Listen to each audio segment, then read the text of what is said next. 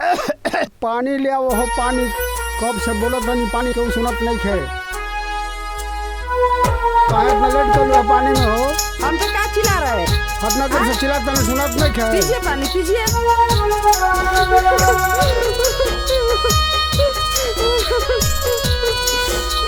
रोतो बड़ी पानियों फेंक दिली का ड्रामा हमरा कुछ नहीं के बुझा।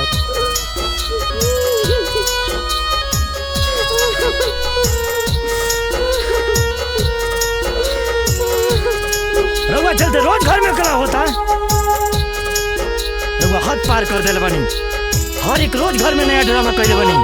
आज से घर में रउए रहे बाप हमनी के घर छोड़ के जाता नहीं। छूट भी जाए छोटे भले घर द्वार, बाप माई चाहे छूट भी जाए छोटे भले घर द्वार। मेहरी औरी साली न छूटे ना छूटे ससुराल।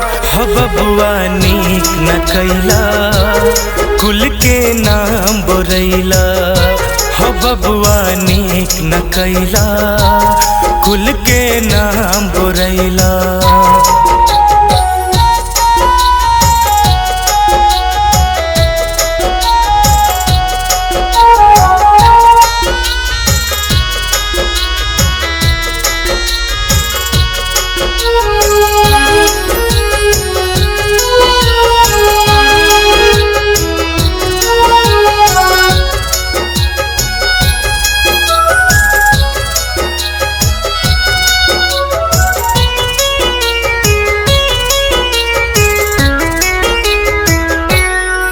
माई बाप के अखिया बरसे तू ससुरा में ला मुस्कान हो।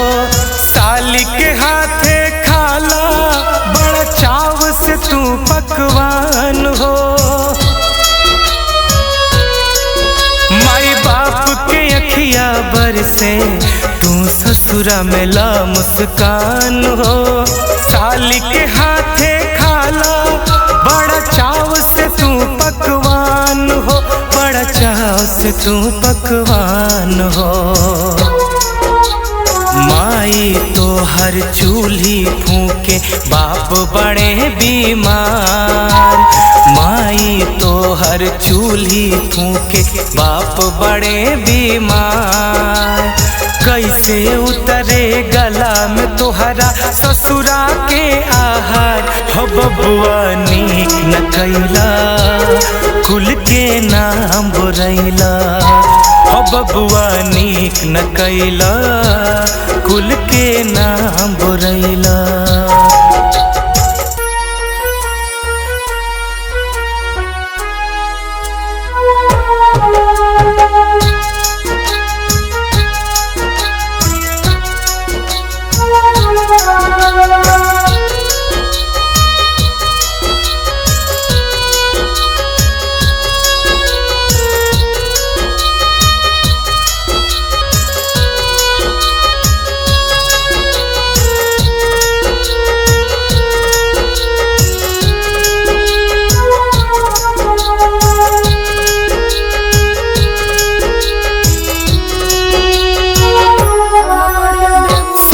समझ के आपन चलिहा तू चलनिया।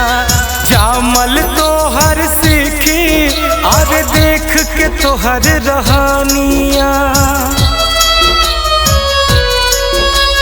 सोच समझ के आपन चलिहा तू चलनिया। जामल तोहर सीखी और देख के तोहर रहनिया। अरे देख के तोहर रहनिया। तोहरे लइका तोहरे संगे जब करिया ऐसन व्यवहार। तोहरे लइका तोहरे संगे जब करिया ऐसन व्यवहार। पोछला से रुकी ना तोहर अखिया से लोरावा के धार। हो बबुआ नीक न कैला कुल के नाम बोरैला। हो बबुआ नीक न कैला कुल के नाम बोरैला।